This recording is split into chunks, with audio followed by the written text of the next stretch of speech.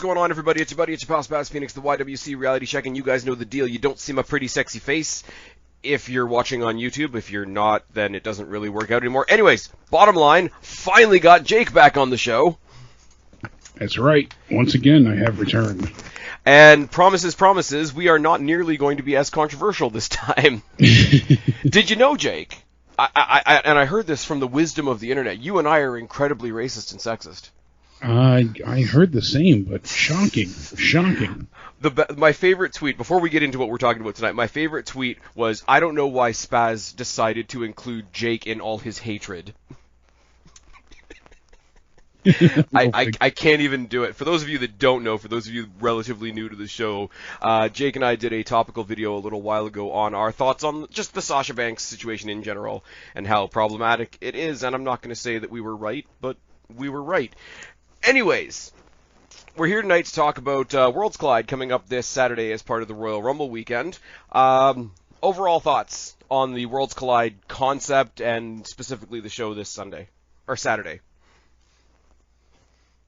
Yeah, I can't wait. It's going to be one heck of a show, and this has been built very well, and I think, tensions are obviously high between both brands, NXT and NXT UK. All in all, I am looking forward to this more than previous takeovers, even, just with how many dream matches and great stories that are being told. I think we both said to it at one point as we were getting ready to record this, it's really a missed opportunity that they're not just calling this TakeOver Worlds Collide. Yeah, I think that would even draw in a stronger fan base. Hopefully they still get the numbers that a TakeOver would, because this is deserving of that and so much more. I think, as well as a good enough reason to throw the TakeOver precursor on it, is they've done a really good job of turning around what was a pretty dead concept, because when they did the first couple of Worlds Collide, it was all like pre-tapes from like WWE Accesses and, hey, look at all these cool crossovers that are happening, but like it felt more like an afterthought. Nothing really mattered. I mean, the one thing I took away from it was there was a really good match, ironically, between Piper Niven and Zelina Vega. So you want to talk two different styles there. Obviously there's a David and Goliath reference to make there, but it was sort of like the spoilers were out there. It didn't have a pay-per-view feel to it whatsoever. This, when I heard that they were doing a Worlds Collide instead of a takeover this weekend, I was initially pretty bummed. But now that we see the card that they've thrown together, it's pretty damn impressive. It's stacked. I mean, it is just loaded with dream match scenarios, one after the other.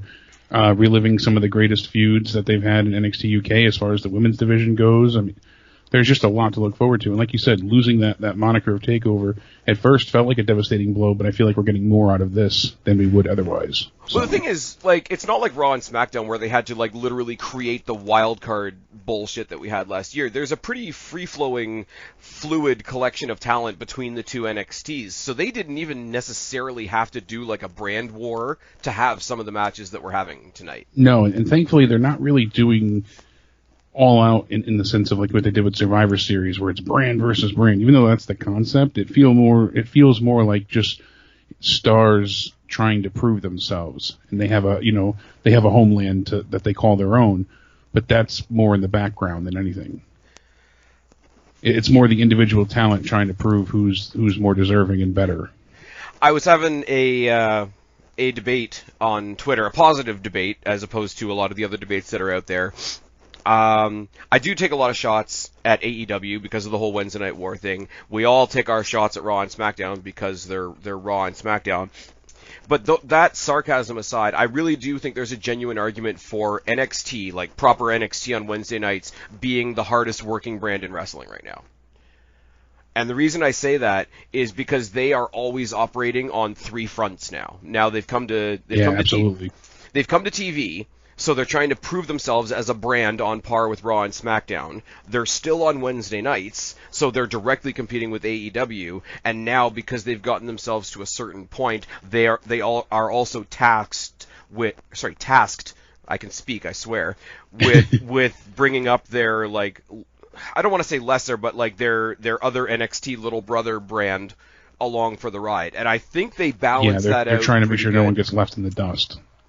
Because, we saw it, you mentioned Survivor Series and all that. Like, they managed to build towards War Games and Survivor Series simultaneously. Now they're building, while making NXT no longer feel like a performance center creation.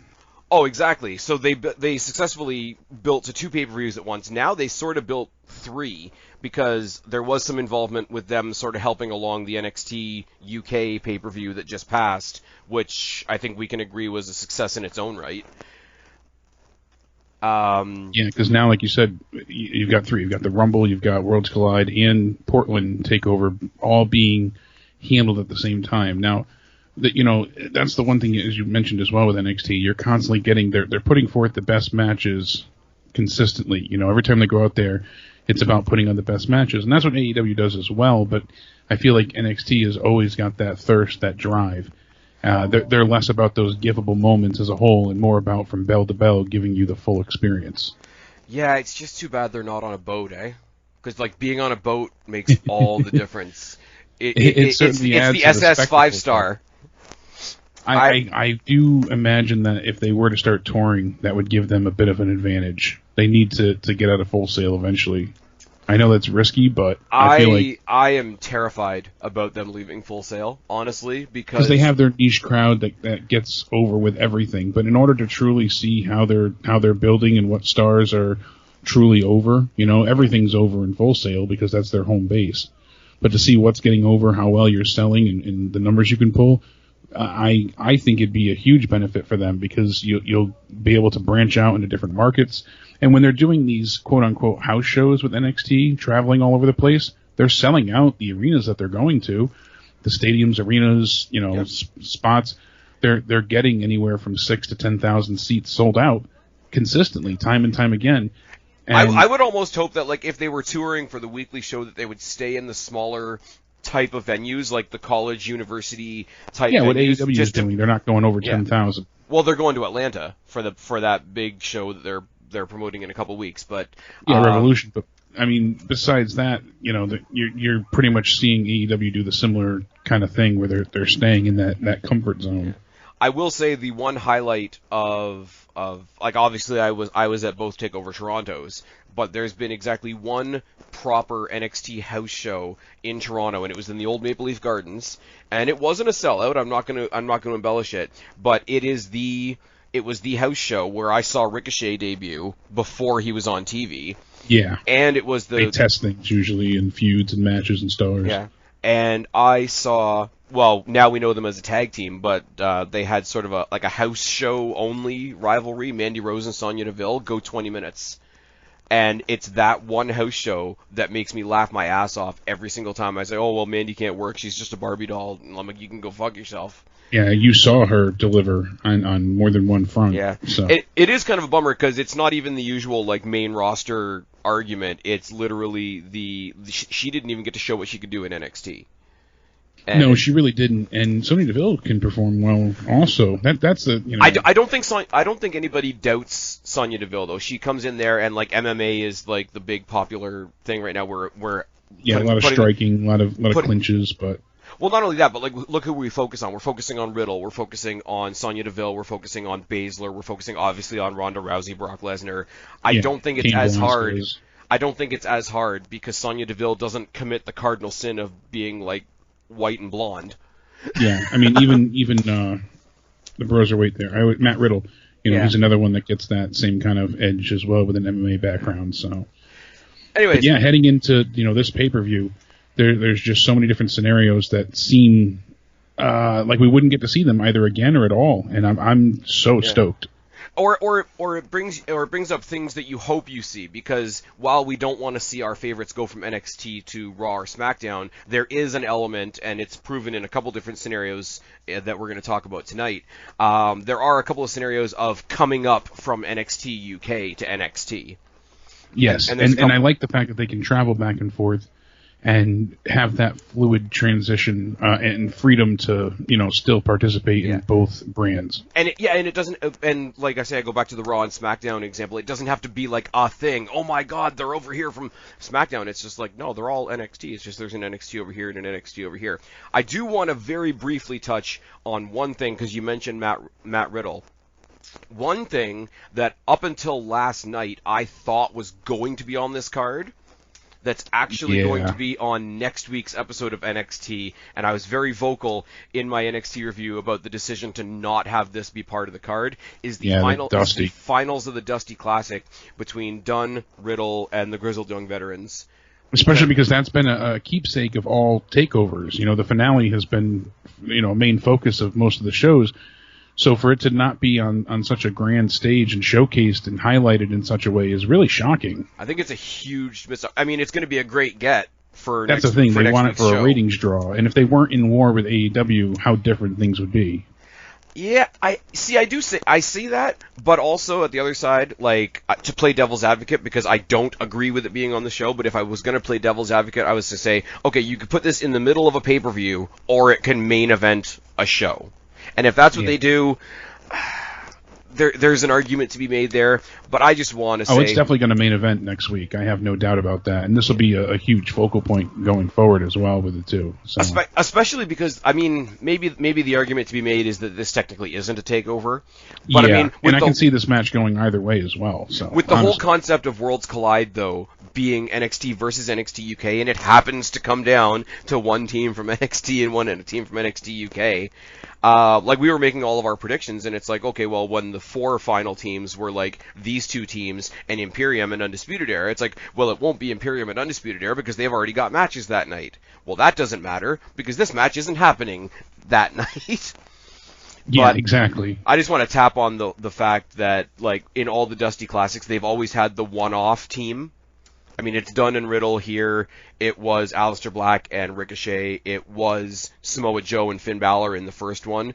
And they always manage to find these teams that work. And how ridiculous is it that Pete Dunne and Matt Riddle works? I know. It's surprising, but they work so well together. And at one point in time, I was curious that, will we see Riddle get, turned on, or will he turn on, his partner Dunne just because that's what happened previously?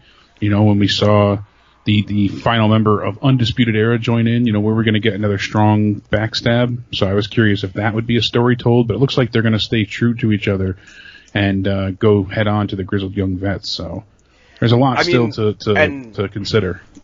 And the other thing is a lot of people say that, Grizzled Young Vets are a great team, but it would be great to see Zach Gibson in a one-on-one scenario on the main stage.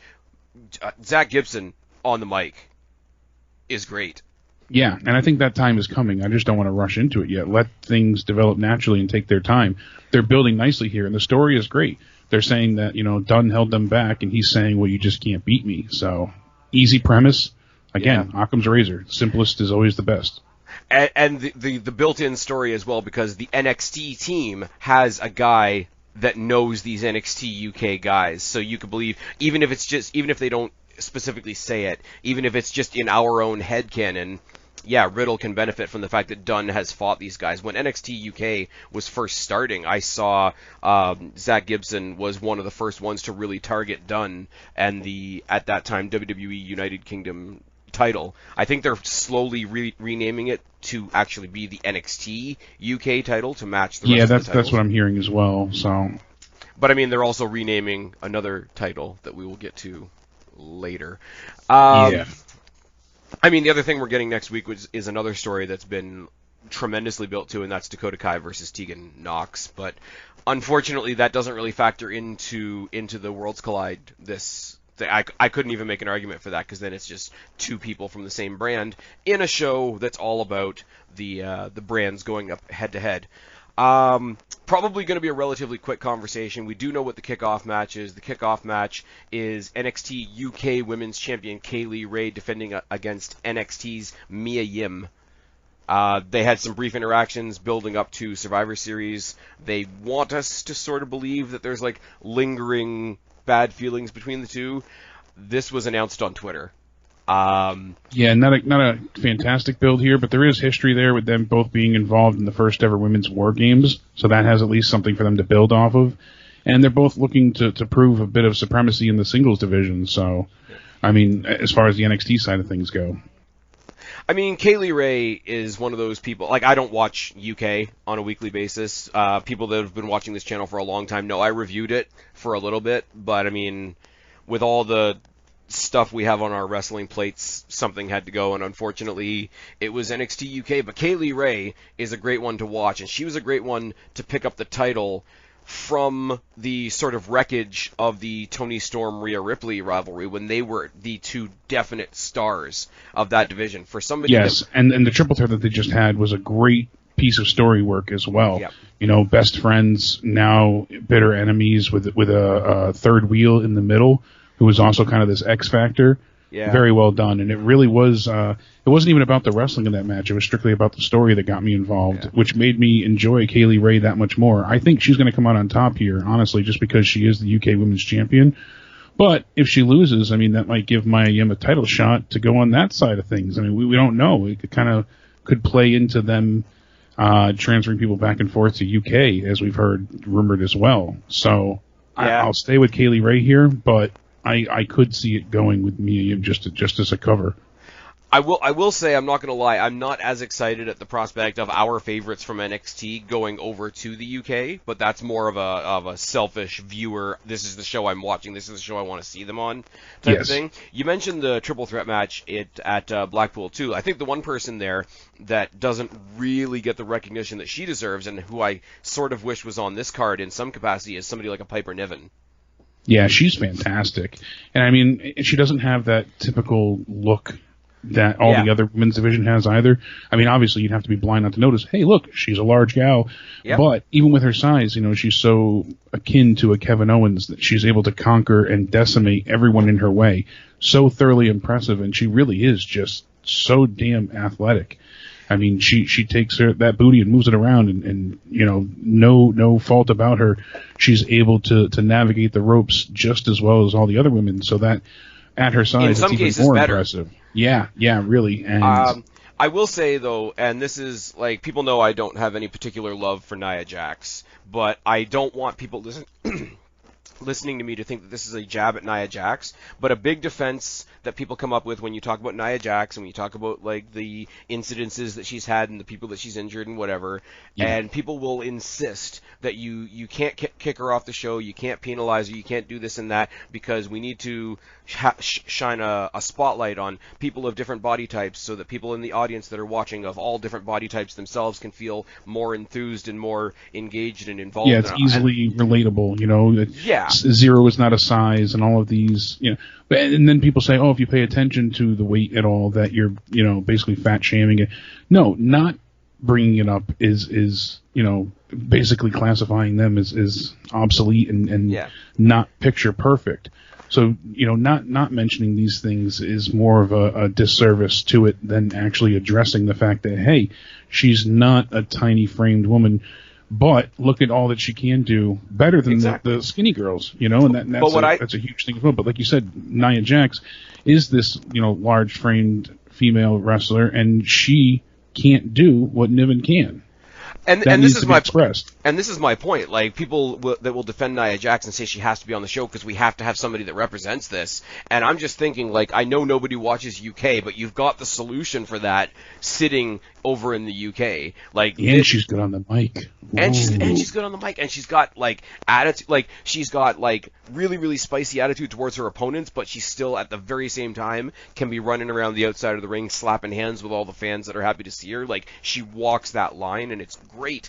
And you can't tell me that we have to keep Nia Jax in WWE because of this, when you have somebody that can do what you're saying Nia Jax does and not hurt anybody.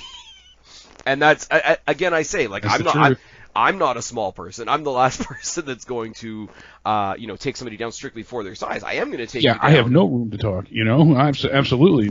My belt has no room to adjust either, but, you know. I am going to take you down when the list of people that you've injured goes into the teens. Exactly. And now we're only keeping you How many spots have you destroyed? How many, you know, main events have you ruined? How many, you know, you can actually say that she destroyed a main event caliber show because of her negligence. She ruined Survivor Series the year before. Luckily, if they brought Becky was Piper able Niven to to the save main it. roster, if they brought Piper Niven to the main roster tomorrow, all the Nia Jax defenders would lose their main bargaining chip. And as I say, this does not come from a perspective of me hating Nia Jax. It's a conversation to have, but if it's the only conversation that character is having, which it's definitely not in Piper Niven's case, it does make your own defense of Nia Jax look a bit weak, is what I was trying to get around to. Absolutely. Anyways, the other thing I was going to say, getting back to the actual match we're talking about, Kaylee Ray is great, and when she makes the trip over to what I guess I should call like main roster NXT, she's going to do great things. But this is going to be a very interesting match for Mia Yim, because I think there's a lot of people out there that still don't rate Mia Yim, and I think that's really unfortunate. Because, I mean, she's more character right now than in-ring, but her in-ring isn't by any stretch of the imagination terrible. No, not at all. And I've called her like the urban version of Lita, just because she comes out and like that punk you out attitude, and it's just really. Granted, I was in Toronto for the pay-per-view match that she had with Baszler. It wasn't the greatest. We all know this. Yeah, but unfortunate. But don't call. I've always said, and I said this back in the day when I was defending like the Bellas and when I was defending like Alexa Bliss before she improved and whatever. Don't call somebody a 1 just because they're not a 10. Exactly. That's a great attitude to have. And I'd love to. I mean, people are shitting on the match that we saw this past week on NXT with my girl Shotzi Blackheart, who's finally in NXT, which has me ridiculously happy because I'm doing a great job. Even in defeat, she looked fantastic. So I'm finally getting a chance to do that indie thing that I used to make fun of everybody else for. It's like I knew them before they got to NXT. Destiny Wrestling's own Shotzi Blackheart. Shout out to Destiny. Go back in 2 videos now and check out my review of Destiny's Carnage show that I was at on Sunday. That was a blast. Anyways, I don't think this title's changing hands. I think it's a bit of a shit show that there's 3 title matches on this card. Only one of them is a UK title, and they stuck that UK title on the kickoff. I don't think that does very much for evening out the brands, personally. Yeah. The lack of title matches on here is actually kind of interesting. But one of the probably dark horse matches of the night is going to be for the NXT Cruiserweight title. Angel Garza versus Isaiah Swerve Scott versus Jordan Devlin versus Travis Banks, the only Banks in WWE that matters. What do we think? You can't argue that. Oh, boy. Now, heading into the next match, I while we were talking about the Dusty Classic before, I feel like this kind of takes place of the Dusty Classic instead. Yeah. Honestly, when I go through the card, and I was a bit, confused in a way that they weren't going to have the finale on the Worlds Collide card. Like you said, maybe because it's not a takeover.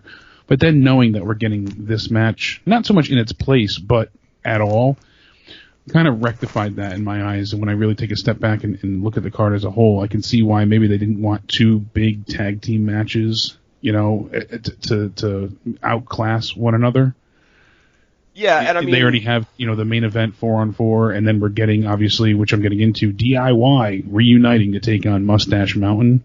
This is adding to that dream card effect. I mean, Gargano and Ciampa reuniting for at least one night, to take on, the former NXT tag champs Trent Seven and Tyler Bate.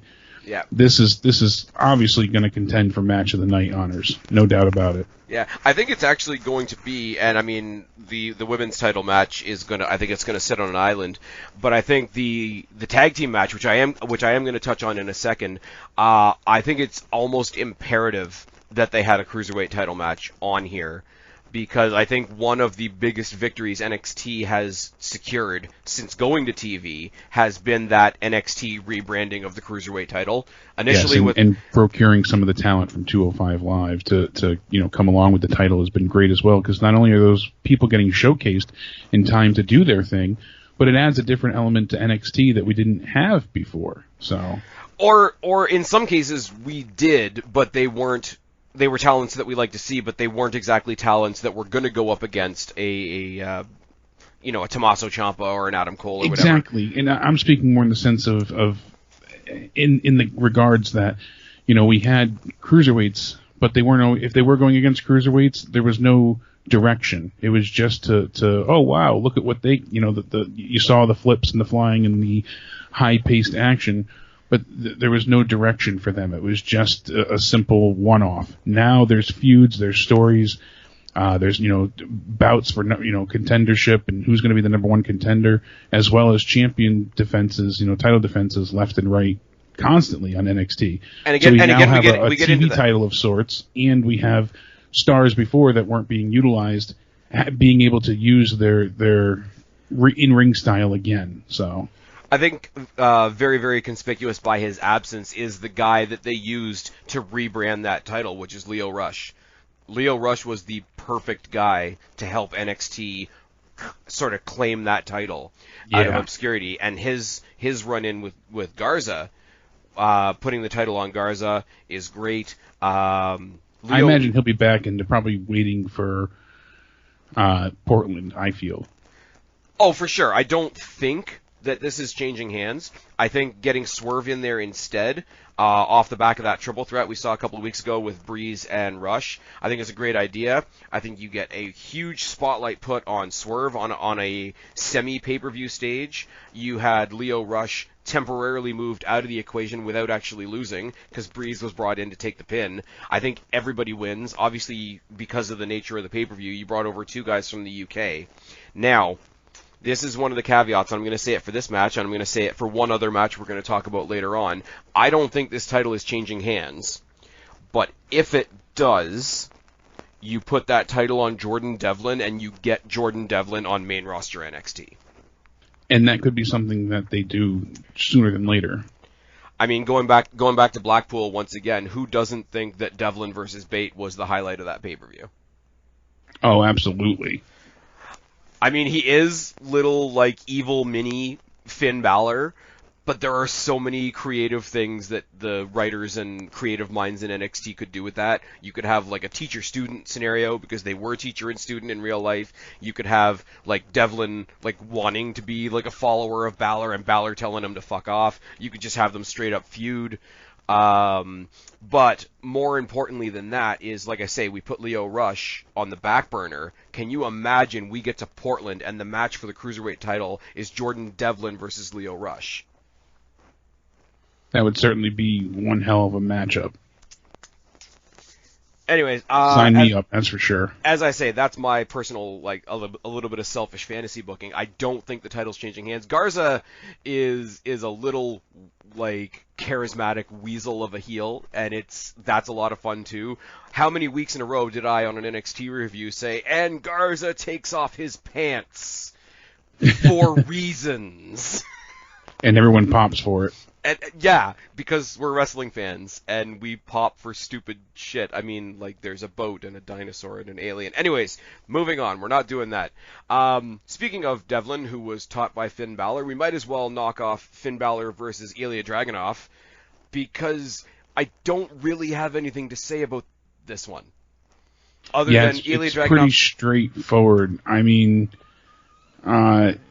this one could be a show stealer, honestly. Balor's done great things since returning to NXT, and even as a heel, he's still getting that overtly face reaction.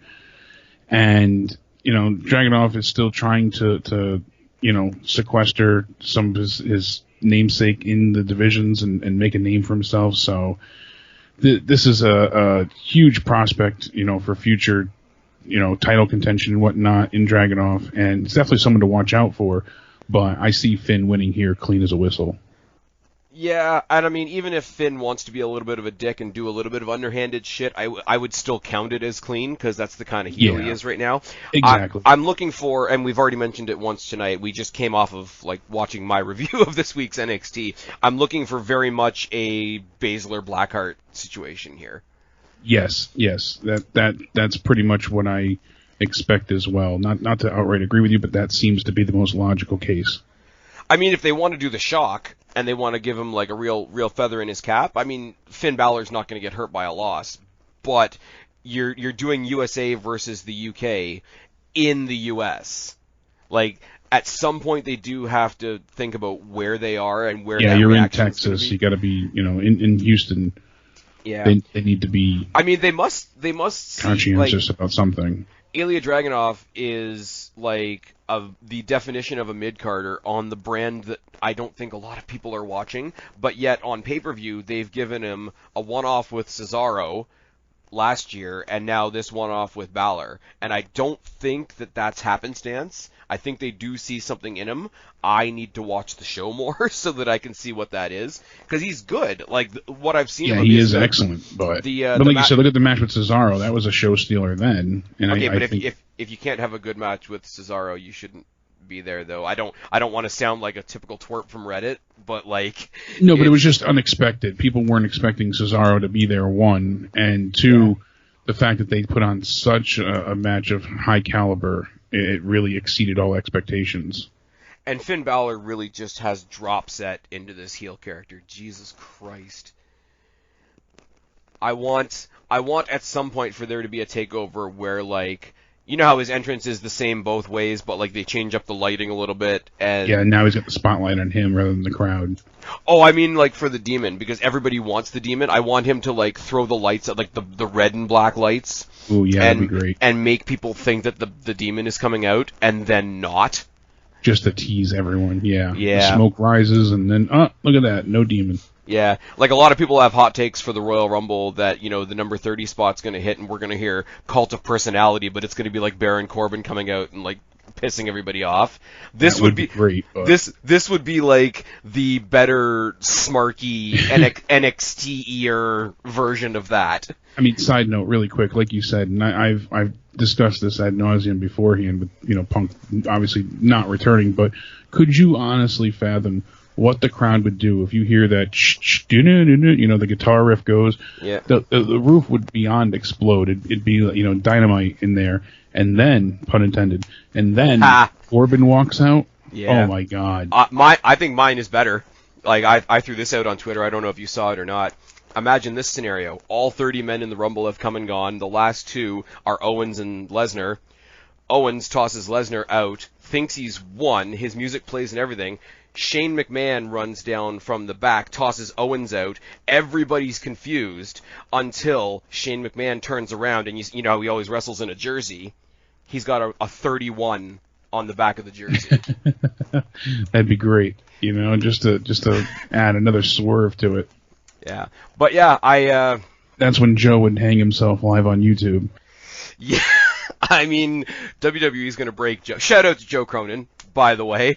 That WWE's gonna kill Joe eventually. Eventually, yes. Speaking of killing people, Finn Balor just murking Joaquin Wilde this week. Yeah, Joaquin actually is being sent for X-rays currently because of it. So Joaquin literally got a boot in. That was it, and you figure, you know, Joaquin just came back from injury, so for him to you know, go ahead and come back and then have this stiff match, it was a bit hard to watch at times. I mean, he literally just returned from injury, and now he's suffering from rib and lower neck pain. So they're sending him for X-rays today to see that it's not anything serious. Shotzi was also complaining about shoulder pain, so she's listed as day-to-day, and then Io Shirai tweaked her knee, so she's going for an MRI. Jesus Christ. Oh, man. I mean, there is a small part of me that's like, oh, you wrestled Shayna Baszler, and now your arm hurts. Let me recount you with my shock. Well, actually, it's not even the part from Baszler. It was the attack from Deonna Purrazzo after. Oh. Everything that happened, that's what she's actually complaining about, so. Oh, that's... Yeah, go figure. That's really shitty. I don't know. Like, leave Shotzi alone. She's good. Let her do shit. Yeah, let her recover. Anyways, you mentioned it earlier, and I think I sort of stepped on your toes a little bit, but DIY versus Mustache Mountain. Now, I got one quick hot take on this. Yeah. Normally, because I mentioned it a couple weeks ago, this is a very interesting dynamic because it's the, you know, one team that could be considered the heart and soul of UK versus a team that could be considered the heart and soul of NXT, and they're both babyface, you would assume going in. I would have a problem with that if you didn't look down the card and have a main event event that was all heels versus all heels. So there's Exactly. there's So a they have weird a sense of balance there. yin and yang. Yeah, absolutely. I mean, because realistically, you would see DIY +2 versus Imperium, and then the Era taking on Mustache Mountain. They would add people in, and we're not getting that though. And I like that fact. I like we're going face, heel. It's something uncouth and different. And so they complement each it. other. They complement each other because you're gonna have a super respectful, like, let's really duke it out match here versus later on it's as underhanded and nefarious as possible. Absolutely. I've always used the example of imagine Ric Flair versus Eddie Guerrero. Dirtiest player in the game versus the lie, cheat, and steal guy. Great example. That's the thing with that. Like you said, not only do they complement each other, but they're essentially mirror images for the most part. It's just doppelgangers, and they really, what Undisputed Era is in NXT, Imperium is in UK. So it works on so many levels, which makes it even more interesting and intriguing to watch and see how it unfolds. Yeah. I personally think that, and I've gone and mulled over this a lot. I first was going to go with Mustache Mountain, but I really think DIY is going to get the upset here.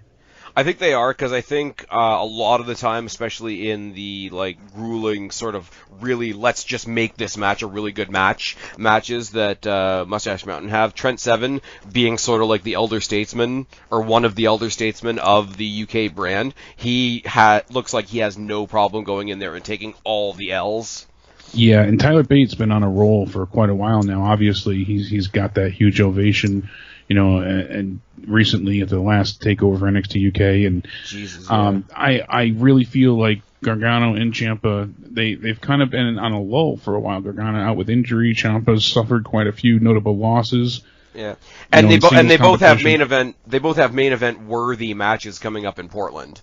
Yes, so I don't think they can afford a loss. I think the one thing I'm looking forward to, and this is no slight on Trent Seven or Johnny Gargano, I'm looking forward to Tyler Bate and Tommaso Ciampa squaring off. Because there's something about the physicality that I think we're going to get from those two specifically that's going to dictate the rest of the match.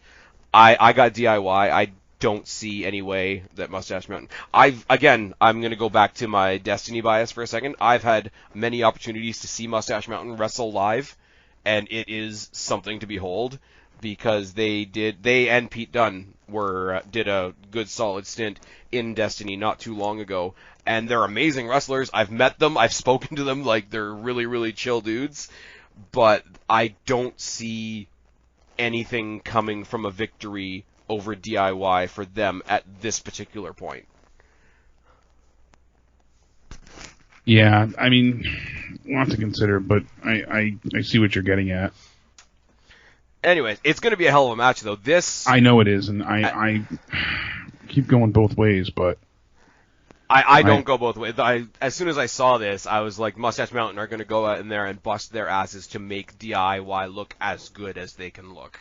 Yeah, just seeing, their previous performances, Mustache Mountain, and knowing what kind of role they've been on at first, I was like, I could see them continuing, and that footnote of them beating DIY is massive. But, like you said as well, with both Gargano and Ciampa needing not so much needing, but utilizing the wins to build their roles on the way to Portland, that services them better. And NXT is all about making sense with logical booking, so... And once again, it is another one of those situations where when they're two loved talents, you do have to go back to considering where this is happening. It's not happening in the UK. I hope they do this exact show in a year in the UK, just to see the difference in reaction. But I don't think, as much as the US and sort of North American audience in general has embraced Mustache Mountain, I don't think they've done it to the point where they are okay with them going over DIY. Yeah, I agree, because they haven't showcased them enough, and people that haven't seen them would be rather upset. So, and I mean, not to make one more really lazy comparison, but if the matches that Mustache Mountain had for the NXT titles with Fish and O'Reilly are anything to go on, or anything to base your prediction on, just think what they're going to do with DIY. Yeah, absolutely. Anyways, so there's another match we got to talk about here, but I have a joke to tell you first, Jake. Are you ready for a joke? I'm ready. AEW's women's division. Did you see AEW last night?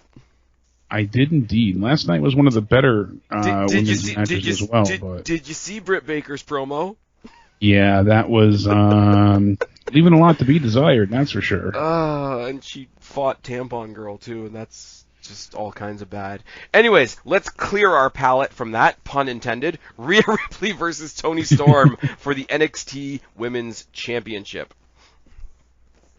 This is what, their sixth meeting now? I was going to say, this is a retread of their rivalry in NXT UK, because both of them are from NXT UK, but the NXT audience has adopted one of them, and as we saw last night, or 2 nights ago by the time this goes out, this week's NXT, they've decidedly not adopted Toni Storm. I don't even think it's about not adopting Toni as much as it is that they just like Rhea better, so they're cheering for her over Toni. Yeah, but Full Sail, like you said, is fickle. Like they'll have the one that they like, but then a good match will come along, and you won't get a boo. You'll get that or you get that let them fight chant, let them fight or whatever. I don't think you've ever taken somebody that up until this point was received relatively on the same level of stardom as Rhea Ripley, as Toni Storm was, or at least was in my view, to get like such a pronounced negative. And it could be like the hometown team type thing. I'm chalking it up to that a lot. But Ripley was the away team like not even 4 months ago. So it's a really bizarre thing to watch. And if they're going to get that reaction, I don't think they're going to know how to play with it, because you saw Toni Storm this week on NXT. I don't think she was expecting that. No, she certainly wasn't. I don't think they were. The backstage was expecting that kind of reaction either. Especially if you consider, like, yes, they're retreading this feud, and I mean, let's be real, this goes almost back to the second iteration of the Mae Young Classic. Yeah, since then. But I think that we'll see not an equal split, but closer to a split when we get to the actual show itself this weekend. The other thing to consider, too, is when they were coming out of the Mae Young Classic and going into the, at that point, just developing NXT UK women's division, Rhea Ripley was decidedly the heel. And right now, she's, like, surpassed Becky as how she's viewed by the audience. So it's a flip of roles if Toni Storm leans into the heel thing. I not necessarily to say that they will, but if there are other matches on NXT UK and at other NXT UK takeovers or anything to go by, this is going to be two slightly larger than normal, I don't want to say Amazons because it sounds really, really cliche, beating the crap out of each other. Yeah, that's I mean, but that is the long and short of it, so. And obviously, this is a chance for Rhea Ripley to go ahead and make a believer out of the crowd once again. Now that she's the NXT Women's Champion, you have to make your victory not seem like a fluke. They had to do it with the Street Profits. They've done it with many people and teams beforehand. You get that first initial win, but was it just an any given Sunday moment, or was it meant to be? So she'll get the victory here. Same thing with Bianca Belair, and that'll lead to what happens at the Mania weekend, obviously being the big setup. Mania weekend better be Io Shirai. I think that's what they're building towards, and that seems why they didn't just rush Io into the picture for Portland. They want to save her and have it be a long program, at least longer than a few weeks' time. Io's is one of the weirder reactions too. I mean, I don't think anybody expected the reaction Tony got this week, but Io Shirai's is one of the weirdest reactions out of any, and the vast women's division of NXT. But I don't think there's any more of a sort of a complex reaction than you get for Io Shirai. Io Shirai, as a babyface, was popular and she got a decent pop, and isn't she great? We really like her and whatever. She got a bigger babyface pop the minute she turned heel.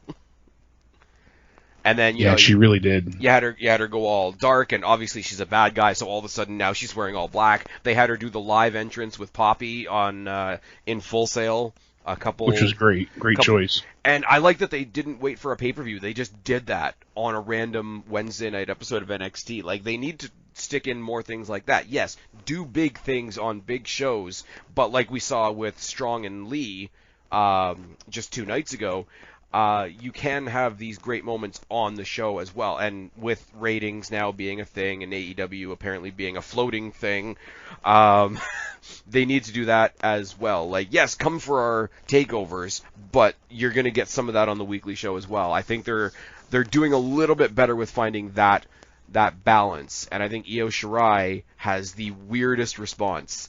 And I think the following that she has is the only thing right now that rivals Rhea Ripley as far as just, hey, here's a person, here's the reaction. We all love, here's someone that's worthy of being, the number one contender. I mean, and no one's trying to scalp anybody and take their hair or start a new gothic faction. There's a couple goth factions in AEW. Have you heard? DDP and Goldust are wrestling. Are you excited yet? And we're ripping off old WCW pay-per-views, and we're doing a pay-per-view called Revolution. NXT only did that like 5 years ago. And I love Wrestling with Regret. Revolution. You got every time you say it, you got to really. But here it is. Should have been Lethal Leap Year. I'm telling you. Here it is, though. WWE announces next year that or I should say this year, that they're having a pirate-themed WrestleMania. All of a sudden, AEW is on a boat, and Jon Moxley's dressed like a pirate. And funny enough, they had a recap of last year's Royal Rumble, and they had different stars talking about everything that transpired in the match. They had the New Day talking about it. They had Mustafa Ali was there. Who else? They had many people there talking about it. Nia Jax, Randy Orton. Yeah, there's more I'm forgetting, but they had different. Samoa Joe, who was hilarious throughout the entire thing. It's on WWE.com. Yeah. And when they got to Dean coming out, they didn't even address that Dean came out. They skipped over his entrance, and they skipped over any highlight he made in the match. And only one person said "dirty deeds" when it hit them, and then they rushed through everything. They didn't even mention his name once. It was hilarious. Didn't they edit him out of the footage of the Shield debut? Yeah, they basically they edited. It's hard to fully edit him out, but they edited out like a lot of his single moments during the debut, and any mentions of him, any mentions of his name they took away. So they just were like Seth Rollins and Roman Reigns, the Shield. I aspire to be as petty as the WWE is sometimes. But thankfully they're giving us great stuff as in the main event for this show. Yeah, I am. That was a smooth transition, my friend. Hey, I am so excited for this. It is unreal. When we saw Undisputed Era, obviously invade the takeover show for NXT UK Blackpool, I was losing my mind, and that was after Walter goes through this hellacious title defense, and now we see Imperium get the distraction, causing the loss for the Dusty Classic, and then keeping them off their rocker so that Keith Lee ends up walking away a champion. It's just with the attack afterwards, they've come to blows. That chop that Walter delivered the other night, Christ. I showed that to Danny multiple times. I'm like, listen to that. That is beyond brutal. That is the epitome of pain. So yeah, apparently, and this is me, I am a shill for What Culture. I listen to almost everything they put out, but I was listening to their own NXT review, and they were talking about somebody sent them a footage that was like from the show that was just recorded on their phone, and it's like if you hear that chop without the sound editing that obviously goes into a televised show, it sounds even worse. It really does. I saw the clip sent to me on Twitter, and it is impeccably insane. It's so brutal. See his chest his soul momentarily leave his body through his chest, but also his caves in inside out. I love the take that Adam Cole sold the chop by giving himself a Canadian destroyer. Yeah, pretty much. But I mean, like, this is gonna be like, if you look at Walter alone, like, this team should smoke the Undisputed Era. But they're so scrappy and ingenious, and they always just find a way. Adam Cole, there's a reason he was Star of the Year, and no matter what. Jesus Christ, how many of those awards did Undisputed Era take? I think like 6 in total. They walked and away you'll with. notice, though, a little bit of storytelling. None of those awards went to Roderick Strong. Yeah, funny enough. And I think that's what eventually they're going to build to, because that was a story they were going with when Velveteen Dream was in the picture, going for, the North American title and whatnot. They were kind of making good old Roddy the dark, redheaded stepchild dark horse of the family. So if it wasn't for the first crack in their foundation happening this week on NXT, I would say there's no way Imperium wins on Saturday. But if we're going to start the slow disintegration of the Undisputed Era, then losing to Imperium is the way to do it.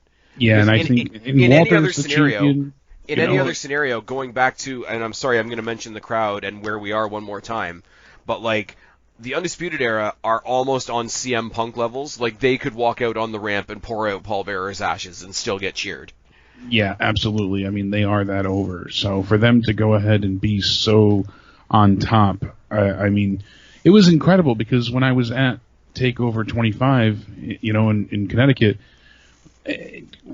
I was shocked. I was, because I loved Adam Cole, and but Gargano came out. He was the penultimate babyface at that point in time, and he got booed out of the building. I was floored, absolutely flabbergasted. That I think got Adam Cole he eclipsed him. Yeah, as a heel. Adam Cole is, and you can tell that obviously like the HBK influence in the backstage at the PC and all that. But even before Shawn Michaels was involved in NXT, I look at Adam Cole and I'm like, not only like visually, physically, but like Adam Cole is Shawn Michaels. Like he sort of transcends like being labeled as a babyface or a heel. He's just Adam Cole. Yeah, he's just himself, baby.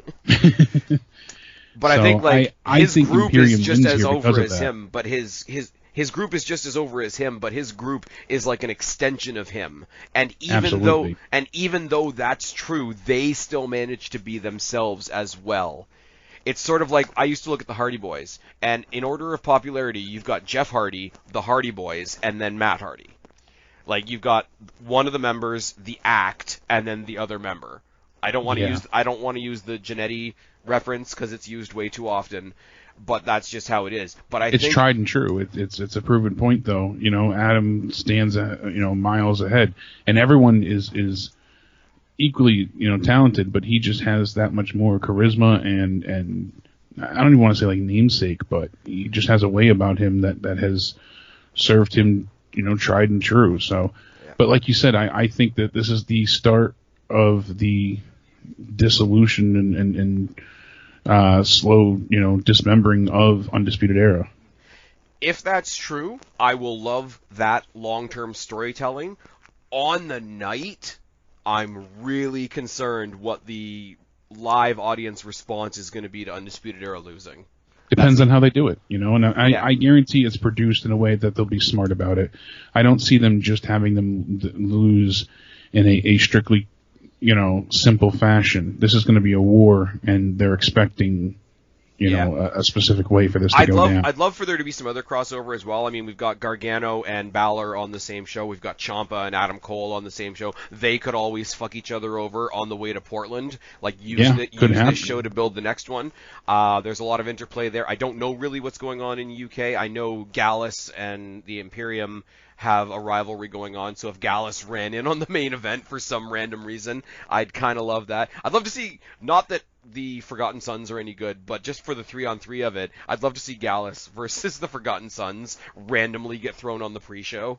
Yeah, I mean, they could always add another match, too. I mean, the Forgotten Sons are called Forgotten for a reason, but just as a brawl, I think that would be a great way to kick off the show, and maybe bump the UK women's title match on to the actual show. But that's my hope as well. That's a minor nitpick. I know you got to go because you got some other YouTubing you got to do, but you have any final thoughts for the show before we head into Saturday? No matter what they do here, I think we're definitely going to have a newsworthy show, and this is going to change the landscape going forward of what we expect from UK as far as them coming to NXT. I think it's going to open the doors more so. So like you said, it's going to be less of a big deal and just more fluid of a transition for them to go back and forth. And this is going to pretty much alter a lot of the storylines as to, who's on top going forward. Undisputed Era loses here, and they're no longer top dog. It kind of opens up the place space. So I really am looking forward to seeing what we get. And I thank you graciously for having me on once again. And I look forward to the show Saturday and hearing your review. And make sure you go ahead and comment on my Royal Rumble Pick'em contest so you can try and win a pretty cool WWE prize pack. All right, really, really quickly, before you got to bounce out, tell people where to find you if they don't already know. You can find me on YouTube. It's youtube.com/countdownended, and Twitter is countdownended as well. DMs are open, so you can slide right in, nice and easy. And I thank you for having me, my good friend. As always, stay sexy, and I look forward to doing this again with you. We have quite a lot more to talk about, so we'll definitely make some time again soon. I've been Spaz, he's been Jake. We are your YWC Reality Check. Subscribe up there, talk down there, start a conversation. Keep all these conversations going. Don't be a stranger. I'll talk to each and every last one of you later, but for right now, myself and big old sexy Jake are tagging out. Bye, guys. Don't